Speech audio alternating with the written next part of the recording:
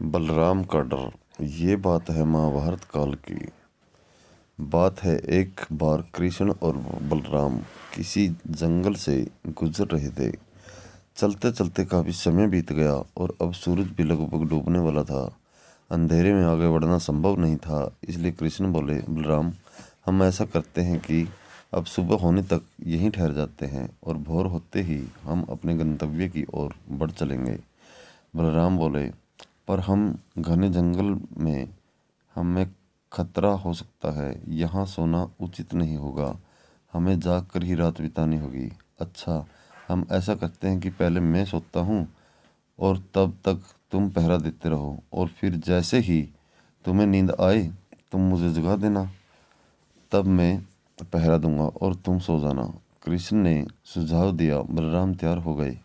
कुछ ही पलों में कृष्ण गहरी नींद में चले गए और तभी बलराम को एक भयानक आकृति उनके ओर आते दिखी। वो कोई राक्षस था। राक्षस उन्हें देखते ही जोर से चीखा और बलराम बुरी तरह डर गए। इस घटना का एक विचित्र असर हुआ। भय के कारण बलराम का आकार कुछ छोटा हो गया और राक्षस और विशाल हो गया। उसके बाद राक्षस एक बार और चीखा और पुनः बलराम डर कर कांप उठे। अब बलराम और भी सिकुड़ गए और राक्षस पहले से भी बड़ा हो गया।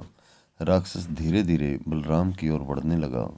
बलराम पहले से ही भयभीत थे और उस विशालकाय राक्षस को अपनी ओर आता देख जोर से चीख पड़े।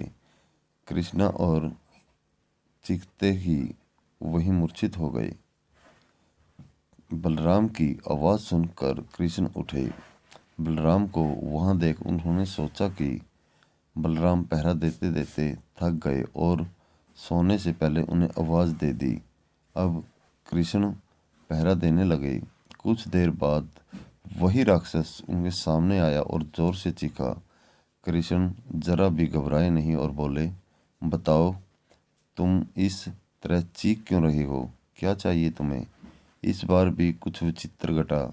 कृष्ण के साहस के कारण उसका आकार कुछ बढ़ गया और राक्षस का आकार कुछ घट गया। राक्षस को पहली बार कोई ऐसा मिला था जो उससे डर नहीं रहा था। घबराहट में वह पुनः कृष्ण पर जोर से चीखा। इस बार भी कृष्ण नहीं डरे और उनका आकार और भी बड़ा हो गया, जबकि राक्षस पहले से भी छोटा हो गया। एक आखिरी प्रयास में राक्षस पूरी ताकत से चीखा, पर कृष्ण मुस्कुरा उठे और फिर से बोले, बताओ तो, क्या चाहिए तुम्हें? फिर क्या था, राक्षस सिकुड़ कर बिल्कुल छोटा हो गया और कृष्ण ने उसे हथेली में लेकर अपनी धोती में बांध लिया और फिर कमर में खींच कर रख लिया। कुछ ही देर में सुबह हो गई। कृष्ण ने बलराम को उठाया और आगे बढ़ने के लिए कहा। वे धीरे धीरे आगे बढ़ने लगे। तभी बलराम उत्तेजित होते हुए बोले, पता है कल रात में क्या हुआ था? एक भयानक राक्षस हमें मारने आया था। रुको रुको, बलराम को बीच में ही टोकते हुए कृष्ण ने अपनी धोती में बंधा राक्षस निकाला और बलराम को दिखाते हुए बोले, कहीं तुम इसकी बात तो नहीं कर रहे हो? हाँ, ये वही है, पर कल जब मैंने इसे देखा था तो ये बहुत बड़ा था।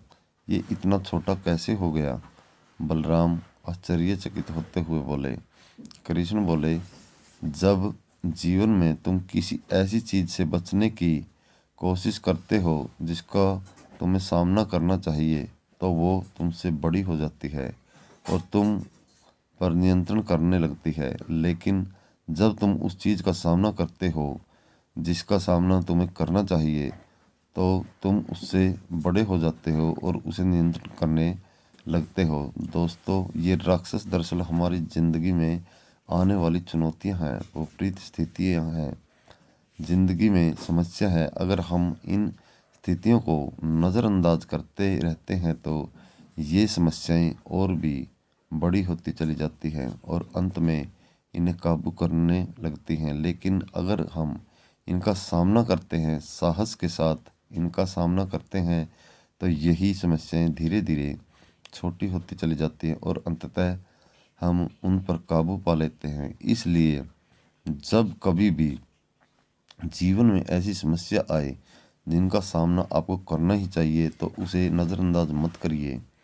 जिसे फेस करना है उसे फेस करिए, उससे बचने की कोशिश मत करिए। जब आप ऐसा करेंगे तो देखते देखते ही वे समस्या इतनी छोटी हो जाएंगी कि आप आराम से उन पर नियंत्रण कर सकेंगे और उन्हें हमेशा हमेशा के लिए ख़त्म कर देंगे। दोस्तों, ऐसी ही मोटिवेशनल कहानियाँ सुनने के लिए हमारे चैनल को सब्सक्राइब करें और बेल आइकन को प्रेस कर लें, ताकि आगे आने वाले वीडियो का नोटिफिकेशन आपको मिलता रहे। कहानी को शेयर करना न भूलें।